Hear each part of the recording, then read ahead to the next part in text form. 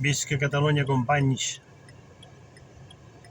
Veig que molta gent cada cop està més indignada amb la immigració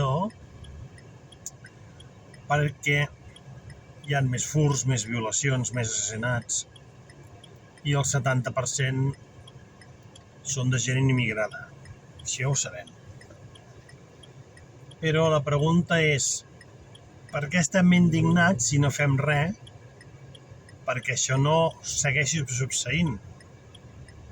Venen les eleccions, tothom va votar,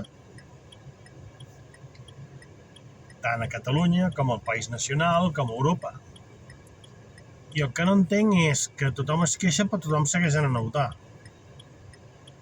O és que anar a votar és una manera de blanquejar la dictadura que hi ha. Punt. Perquè no hi ha cap democràcia.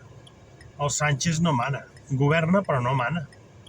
Si arriba el Feijóo governarà però no mana. Anar a votar és una manera, repeteixo, de donar blanqueig a tot el que està fent Europa. Europa sencera, no Espanya, no. Europa sencera, que és canviar el blanc pel mestiç o immigrant.